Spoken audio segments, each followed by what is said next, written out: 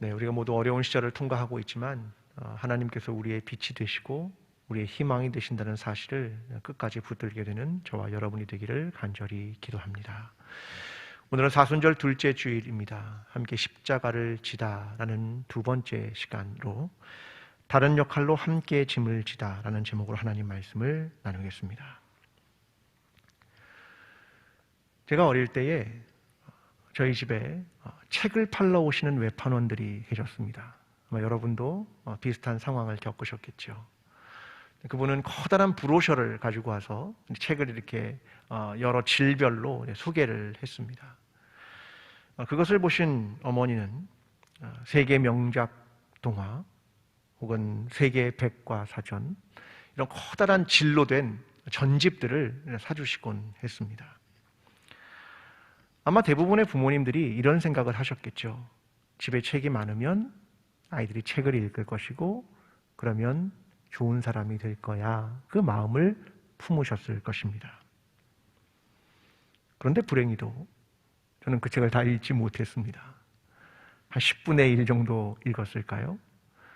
때로는 되게 아까운 마음으로 빨리 해치우듯 읽은 책들도 굉장히 많이 있습니다. 사람들은 종종 이런 생각을 합니다. 책을 많이 읽는다는 것과 내가 성장했다고 하는 것을 동일시하는 마음 말입니다. 그런데 그것은 착각일지도 모르겠습니다. 제가 이번 주에 읽었던 책 하나를 소개하려고 합니다.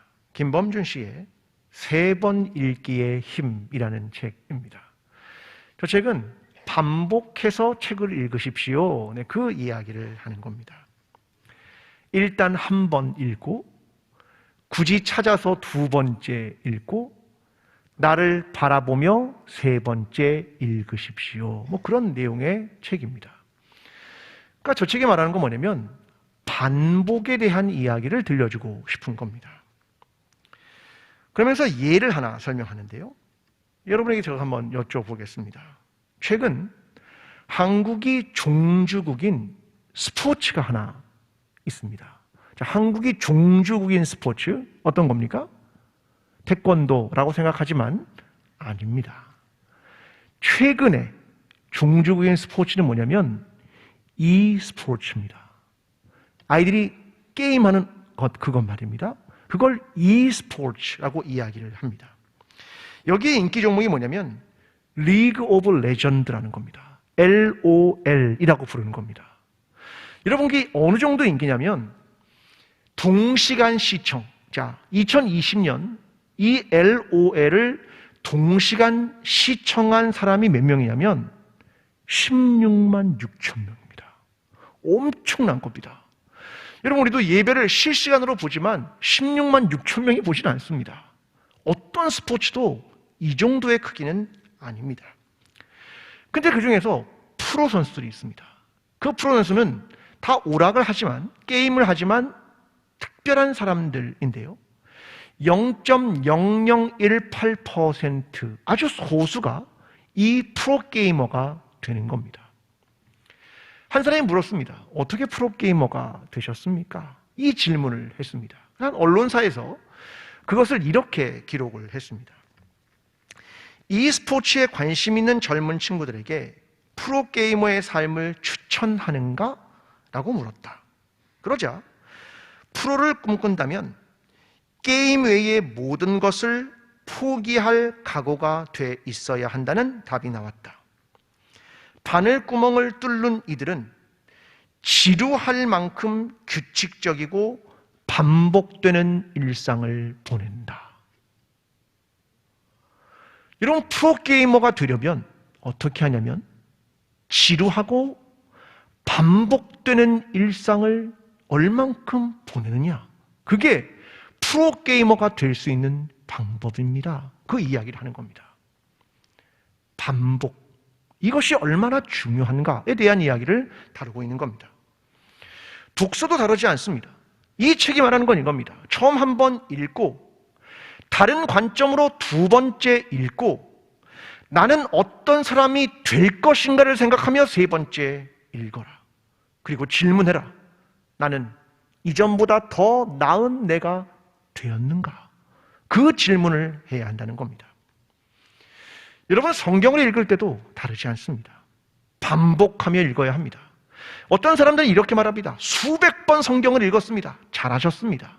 근데 질문의 핵심은 이겁니다. 나는 어떠한 그리스도인이 되었는가? 그것이 이 반복의 핵심이라는 겁니다. 우리는 거룩한 일상이라는 것을 시작합니다. 똑같은 본문을 하루에 한 장밖에 안 되지만 읽고, 듣고, 쓰고, 강의를 듣고, 설교를 들으면서 반복하려는 겁니다. 그 목적은 하나입니다. 나는 어떠한 그리스도인이 되어가고 있는가? 오늘 본문 14절은 이런 이야기 하나를 들려줍니다. 여호와께서 모세에게 이르시되 이것을 책에 기록하여 기념하게 하고 여호수아의 귀에 외워 들리라. 너는 이 내용을 책에 기록하고 여호수아의 귀에 외워서 들려줘라. 그 이유는 무엇이겠습니까? 여러분, 이러한 반복을 하는 이유는 무엇일까? 이걸 고민해야 한다는 겁니다. 오늘 본문의 아말렉과의 전쟁의 이야기를 기록하고 이 이야기를 여호수아의 귀에 외워 들려라. 여호수아가 이후에 가나안 땅을 점령할 때 이 사건을 기억하고 잊지 않도록 해야 한다. 그 이야기입니다. 오늘 그 내용이 무엇인지를 여러분과 함께 나누려고 하는 겁니다. 출애굽을 한 히브리 백성들은 이제 광야로 나왔습니다. 근데 그들이 마실 물이 없었습니다. 그것 때문에 깊은 고민이 있었고, 음식을 먹는 것 때문에 깊은 고민이 있었고, 광야를 살아가는 것이 그들에게 고민이었습니다. 근데 그들이 르비딤에 도착했습니다. 그곳에 물이 없었습니다. 그러나 하나님은 그들을 반석에서 생수를 나게 하심으로 음료를 공급합니다. 은혜의 순간입니다. 하나님의 은혜가 무엇인가를 경험하는 순간입니다. 그런데 갑자기 그 은혜의 공간이 전쟁터로 돌변합니다. 아말렉이 그들을 쳤습니다. 이런 상황으로 전쟁터로 돌변하게 됩니다. 홍해를 건널 때 이집트의 군대가 따라왔습니다. 그때 이후로 다른 군대를 처음 본 겁니다. 그들이 홍해를 건널 때는 그냥 도망가면 됐습니다. 그런데 오늘은 싸워야 하는 상황에 도달했습니다. 모세는 그날 여호와의 지팡이를 손에 들고 산 꼭대기로 올라갔고 아론과 훌은 그들을 뒤따라 올라가 모세의 손을 붙들었습니다. 그리고 산 아래에는 여호수아가 백성들을 이끌고 전쟁을 했습니다. 그들은 결국 승리했고 모세는 거기에 제단을 쌓고 여호와 니시라고 하고 이름을 불렀습니다. 그리고 말합니다. 이것을 기록하고 귀에 외워 들려라. 이것이 오늘 본문 전체의 이야기입니다. 오늘 본문 전체의 중요 인물은 두 명입니다. 하나는 모세이고 또 하나는 여호수아입니다. 모세는 지금 산 위에 있고 여호수아는 산 아래 전쟁터에 있습니다. 모두는 르비딤에 있었고 둘 다 아말렉과의 전쟁을 위해 싸웠습니다. 그러나 전혀 다른 장소에서 전혀 다른 역할을 하고 있습니다. 그들은 함께 짐을 지며 자기의 소명과 역할을 다하고 있었습니다. 오늘 저와 여러분은 어디에서 무엇을 하고 있습니까? 이 질문입니다. 자, 먼저 모세의 이야기를 보겠습니다. 하나님은 모세에게 이 전쟁 전에 말씀하지 않았습니다. 어떤 계시도 보여주지 않았고 어떤 환상도 보여주지 않았습니다. 근데 모세는 여호수아를 불러서 전쟁을 준비하라고 이야기하고 자신은 산 꼭대기로 올라갑니다. 9절의 말씀. 모세가 여호수아에게 이르되 우리를 위하여 사람들을 택하여 나가서 아말렉과 싸우라. 내일 내가 하나님의 지팡이를 손에 잡고 산 꼭대기에 서리라. 여러분, 이 본문에서 눈에 띄는 게 두 가지입니다. 하나는 모세가 전쟁이 시작되었는데 산 꼭대기로 올라갔다는 사실입니다. 여러분, 누가 보아도 긍정적이지 않습니다. 아니, 전쟁이 터졌는데 백성은 나가서 싸우는데 리더가 산 꼭대기로 올라간 겁니다. 현장과 거리두기를 한 겁니다. 피신하는 것처럼 보입니다. 잘 이해가 안 되는 장면입니다. 두 번째는 이것입니다. 그의 손에 여호와의 지팡이를 잡았다라고 하는 사실입니다. 오늘 본문 앞에 5절에도 이렇게 등장합니다. 나일강을 치던 내 지팡이를 손에 잡고 가라. 자, 이 말은 나일강에서 기적을 행할 때 물을 쳤던 게 뭐냐면 그 지팡이라는 겁니다. 물이 피로 변했던 사건이죠. 홍해를 가를 때도 이게 사용됐습니다. 출애굽기 14장 16절에 이렇게 기록합니다. 지팡이를 들고 손을 바다 위로 내밀어 그것이 갈라지게 하라. 이스라엘 자손이 바다 가운데서 마른 땅으로 행하리라. 그 지팡이를 홍해를 가를 때도 들었습니다. 르비딤의 반석에서도 사용했습니다.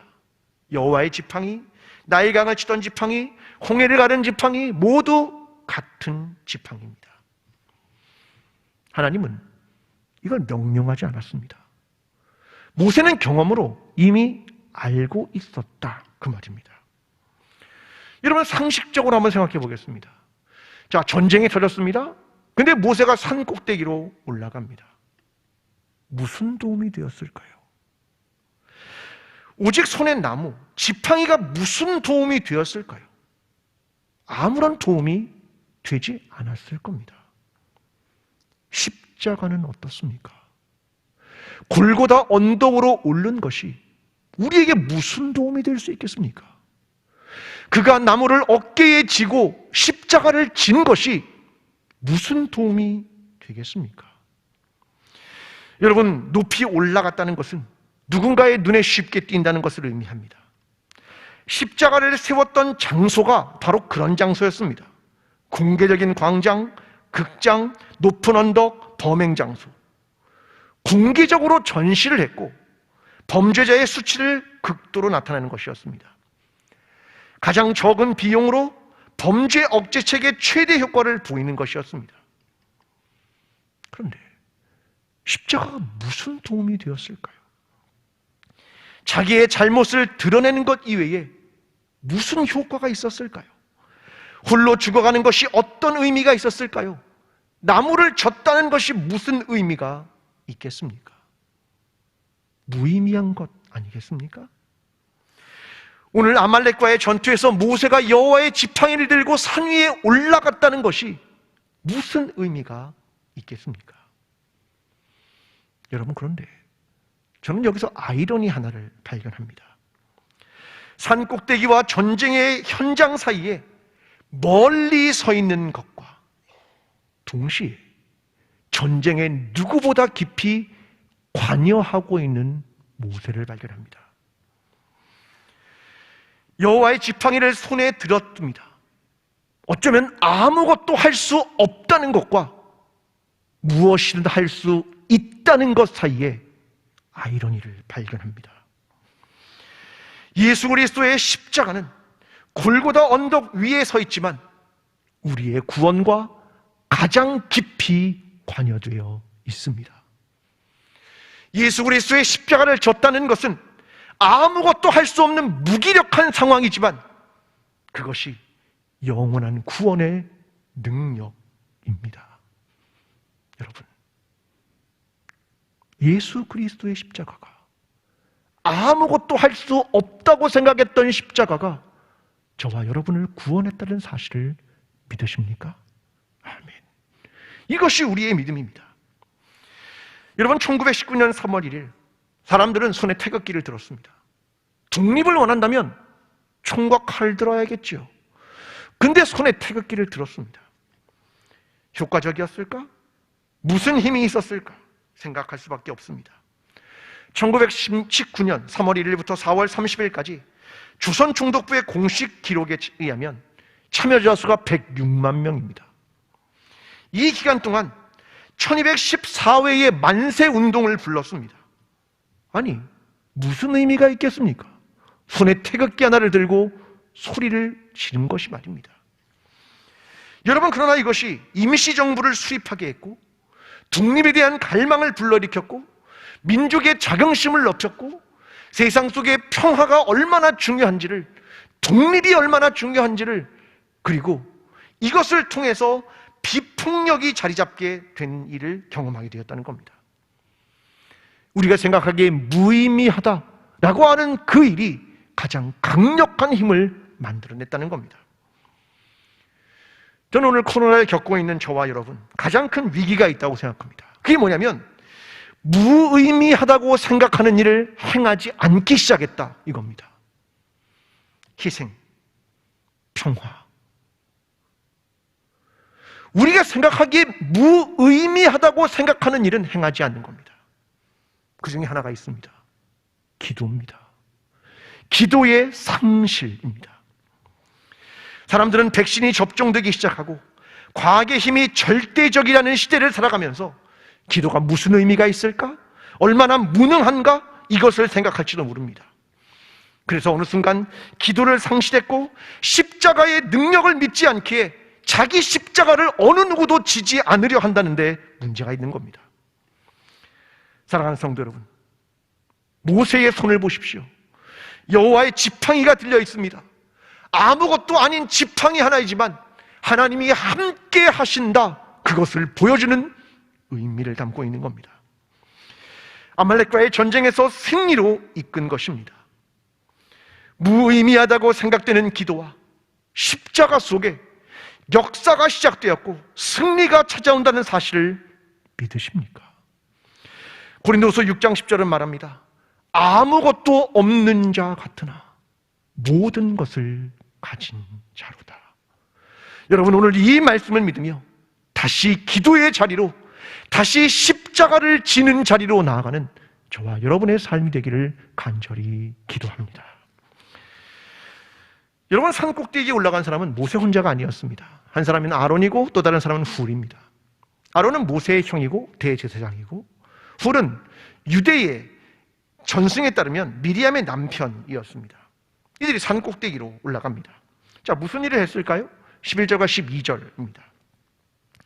모세가 손을 들면 이스라엘이 이기고 손을 내리면 아말렉이 이기더니 모세의 팔이 피곤함에 그들이 돌을 가져다가 모세의 아래에 놓아 그가 그 위에 앉게 하고 아론과 훌이 한 사람은 이쪽에서 한 사람은 저쪽에서 모세의 손을 붙들어 올렸더니 그 손이 해가 지도록 내려오지 아니한지라. 자, 모세가 손을 들었는데 지시니까 양쪽에서 한쪽씩 붙들었다, 그 이야기를 하고 있는 겁니다. 근데 여기서 손이라는 말은 사실 팔, 그래야 정확한 표현입니다. 출애굽기 7장 19절이 이렇게 말합니다. 내 지팡이를 잡고 내 팔을 애굽의 물들과 강들과 운하와 못과 모든 호수 위에 내밀라 하라. 그것들이 피가 되리니. 물을 피로 바꾼 그 재앙에 그가 팔을 내밀었다, 그렇게 말합니다. 개구리 재앙에 똑같습니다. 팔을 내밀었다, 그 말입니다. 그런데 그렇게 오래 하다 보니까 팔이 피곤한 거죠. 이 피곤함이라는 말은 무거워졌다, 그 말입니다. 그러니까 내려오는 거죠. 그러니까 모세와 이게 힘이 드니까 아론과 훌이 양쪽에서 그를 앉혀놓고 손을 잡은 겁니다. 아론과 훌의 사역이 별로 대단해 보이지 않습니다. 아니, 누군가는 전쟁터에 나가 싸우는데 손을 붙들고 있는 게 무슨 그리 대단한 일이겠습니까? 게다가 아론은 대제사장입니다. 큰 일을 해야죠. 지금 너무 작은 일 아닙니까? 우리는 생각합니다. 큰 일, 위대한 일. 근데 성경은 큰 일에 대해서 별로 말하지 않습니다. 누가복음 16장에 불의한 청지기에 비유해서 이렇게 이야기합니다. 지극히 작은 것 안에 충성된 자는 큰 것에도 충성되고 지극히 작은 것에 불의한 자는 큰 것에도 불의하니라. 누가복음 19장의 문화의 비유는 이렇게 말합니다. 주인이 이르되 잘하였도다 착한 종이여, 내가 지극히 작은 것에 충성하였으니 10고을 권세를 차지하게 하라. 여러분, 성경은 큰 일에 대한 이야기를 하지 않습니다. 지금 우리가 성경을 보는 내용의 핵은 뭐냐면 동역입니다. 넌 동역하고 있느냐? 우리의 문제는 작은 것이 아무것도 아니라는 사고에서 출발하고 있습니다. 에스겔 34장 18절이 이렇게 말합니다. 너희가 좋은 꼴을 먹는 것을 작은 일로 여기느냐? 어찌하여 남은 꼴을 발로 밟았느냐? 너희가 맑은 물을 마시는 것을 작은 일로 여기느냐? 어찌하여 남은 물을 발로 더럽혔느냐? 하나님이 이스라엘에게 말하는 겁니다. 내가 좋은 꼴을 먹는 것과 맑은 물을 마시는 것을 작은 일로 여기느냐? 결국 그들은 심판을 받게 됩니다. 여러분, 코로나19를 통해 우리가 경험한 건 이겁니다. 아, 일상이 작은 일이 아니었구나. 이걸 작은 일로 여겼던 것이 문제였구나. 그걸 생각하게 된 것 아니겠습니까? 가룟 유다의 문제는 이겁니다. 그 좋은 주님을, 그 하나님을 작게 여긴 겁니다. 그래서 그 당시 남자 노예 가격인 은 30에 팔아버린 겁니다. 여러분, 세상에 작은 일이란 없습니다. 정말 우리가 해야 하는 것은 일의 크기를 재는 게 아닙니다. 함께 동역하고 있느냐, 그것이 핵심이라는 겁니다. 그래서 아론과 훌이 손을 잡은 일이 작은 일이 아니라 동역했다는 것을 기억하는 겁니다. 길버트 키스 체체스턴의 하나님의 수수께끼가 사람의 해답보다 더 만족스럽다라고 하는 책이 있습니다. 참 제목이 멋있습니다. 하나님의 수수께끼가 사람의 해답보다 더 만족스럽다. 자, 여기에 이런 글이 등장합니다. 미치광이가 되기는 쉽다. 이단이 되기도 쉽다. 자신을 지키는 것이 어렵지. 시대의 흐름을 따라가는 건 어려울 게 하나도 없다. 기독교가 걸어온 역사의 길목에 늘어선 온갖 풍조와 종파가 놓아둔 오류와 과장의 덫에 빠지는 건 정말 간단한 일이다. 넘어지는 건 간단하다. 넘어지는 각도는 무한하고 서 있는 각도는 하나뿐이기 때문이다.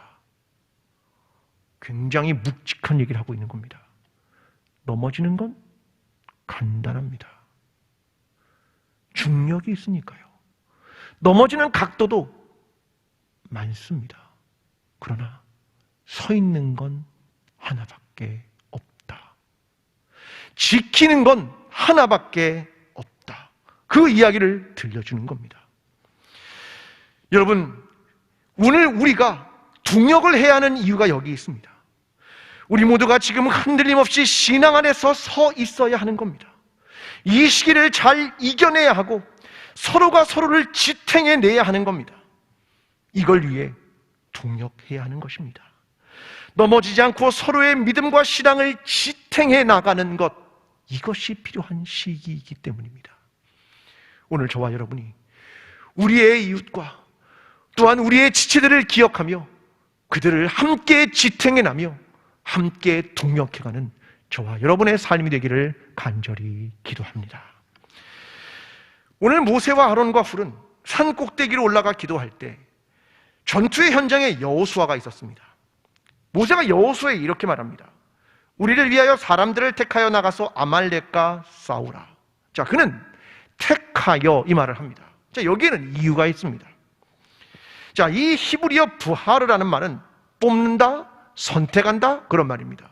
왜 선택이 필요했을까요? 이스라엘 백성은 어느 누구도 정규군이 없습니다. 직업군인도 없습니다. 전부 다 아마추어입니다. 근데 전쟁의 개시일이 내일입니다.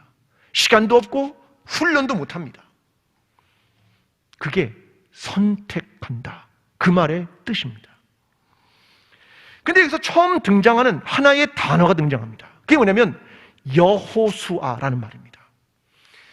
원래 여호수아의 이름은 호세아입니다. 이 말은 구원이라는 뜻입니다. 그런데 모세가 처음으로 그의 이름을 이렇게 부릅니다. 여호수아. 이 말은 이런 뜻입니다. 여호와가 구원하신다, 그 말입니다. 그를 리더로 세웁니다.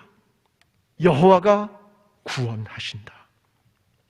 이 전투의 결과를 성경은 단 한 줄로 아주 간단하게 정리합니다. 13절입니다.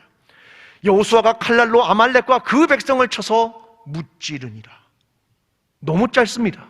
전쟁의 과정과 전략이 전부 다 생략됐습니다. 왜 그럴까요? 이미 전쟁은 산 꼭대기에서 이루어져 있기 때문입니다. 어떤 설명이 필요가 없습니다. 왜요? 이 전쟁은 여호와의 전쟁이었기 때문에 그렇습니다. 그래서 15절에 이렇게 말합니다. 모세가 제단을 쌓고 그 이름을 여호와 니시라 하고, 그 제단의 이름이 뭐냐면 여호와 니시, 하나님은 나의 깃발입니다. 다른 말로 하면 이겁니다. 하나님은 우리의 지도자입니다. 그런 말입니다. 시편 20편 5절은 이렇게 말합니다. 우리가 너의 승리로 말미암아 계가를 부르며 우리 하나님의 이름으로 우리의 깃발을 세우리니 여호와께서 내 모든 기록을 이루어 주시기를 원하노라. 무엇을 깃발을 세웠습니까? 하나님의 이름으로. 이 전쟁, 이것을 이끄시는 분은 하나님이다 라고 하는 것입니다. 우리 대부분은 현장에 서 있는 사람들입니다. 그 현장은 전투의 현장입니다. 서바이벌 게임을 하는 것처럼 생존을 싸워야 하는 것입니다. 생명을 지켜야 하는 것이죠. 그런데 여호수아의 군대처럼 연습도 없고 아마추어입니다. 대책도 없고 방법도 모릅니다. 우리는 그렇게 우리의 삶의 현장에 서 있는지도 모르겠습니다. 그러나 두려워하지 마십시오. 염려하지 마십시오. 하나님의 이름으로 깃발을 들으십시오. 그가 우리의 지도자가 되어주심을 믿으십시오. 그리고 그 결과를 하나님께 맡기십시오. 왜냐하면 이 전쟁은 여호와의 전쟁이기 때문에 그렇습니다. 여호와께 간구하는 자의 기도를 하나님이 응답하실 것을 믿기 때문입니다. 이미 우리의 승리는 산 꼭대기에서 시작되고 있었습니다. 여러분, 그것을 믿음으로 붙들며 기도하게 되는 저와 여러분의 삶이 되기를 간절히 기도합니다. 다시 처음 이야기로 돌아갑니다. 여러분, 오늘 이야기는 사실 기억과의 전쟁에 대한 이야기입니다. 14절 다시 읽어보겠습니다. 여호와께서 모세에게 이르시되 이것을 책에 기록하여 기념하게 하고 여호수아의 귀에 외워 들리라. 두 가지 하나는 겁니다. 하나는 책에 기록하라. 이것은 기록 전승입니다. 귀에 외워 들리라. 이건 구두 전승입니다. 내가 기록과 외우는 것, 이 두 가지를 해야 하는 이유는 기억 때문이다. 내가 이 일을 여호수아에게 기억시켜라. 왜냐하면 그는 가나안에 들어가서 전쟁을 할 때마다 이 사건을 기억해야 한다. 이 전쟁이 여호와께 속하였음을 기억해야 한다. 너희가 훈련도 되지 않고 준비도 되어 있지 않지만 하나님이 함께 하시면 우리는 승리한다. 그러므로 기도하라. 내가 너희의 지도자가 되어줄 것이다. 이것을 여호수아가 잊지 않도록 기억시키는 것이었습니다. 우리의 삶의 순간마다 이 전쟁을 떠올리십시오. 하나님께 기도하는 일과 동역하는 일과 전쟁의 승리가 여호와께 있음을 기억하며 오늘 전쟁터와 같은 삶을 살아가면서 이 말씀을 마음에 품고 하나님께 나아가는, 그리고 기도하며 동역하며 승리로 나아가는 저와 여러분 광주 제일교회가 되기를 간절히 축원합니다. 기도하겠습니다. 사랑하는 하나님 아버지, 우리는 전쟁터에 나가지만 사실은 훈련도 되어 있지 않고 시간적인 여유도 없습니다. 그런데 하나님, 이것을 반드시 기억하라고 말씀하십니다. 이 전쟁은 나의 것이다. 하나님 앞에 나와 아무 필요도 없다고 생각했던 그 기도를 드리는 것, 하나님에 대한 믿음을 갖는 것, 그리고 전쟁터에 용기 있게 나서는 것, 주님, 이것을 우리에게 말씀하십니다. 하나님, 오늘 그 하나님에 대한 믿음으로 오늘 우리의 삶에서 이 말씀을 기억하며 살아가는 하나님의 백성이 될 수 있도록 도와주시옵소서. 예수 그리스도의 이름으로 기도합니다. 아멘. 사랑하는 광주제일교회 성도 여러분, 삶의 순간마다 기억하십시오. 산 꼭대기에 올라가 여호와의 지팡이를 든 모세를 기억하십시오. 그의 팔이 내려오지 않도록 동역한 아론과 훌을 기억하십시오. 전쟁터에서 여호와의 이름을 깃발로 든 여호수아를 기억하십시오. 우리의 삶이 전쟁 같을지라도 주님이 우리와 함께 하시면 우리는 승리할 것입니다. 이제는 우리를 위해 골고다 언덕 위에서 십자가를 지신 예수 그리스도의 은혜와 우리의 깃발이 되어주시는 하나님 아버지의 사랑과 오늘의 삶에서 우리를 도우시는 성령님의 인도하심이 전쟁과 같은 삶에서 하나님께 기도하며 승리의 삶을 살기를 소원하는 모든 예배자들의 삶 위에 어려움 속에서 흔들리지 않게 서로를 지탱하며 동역하기를 원하는 광주제일교회 위에 회복을 갈망하는 나라와 민족들 위에 지금부터 영원까지 함께 하시기를 간절히 축원하옵나이다. 아멘.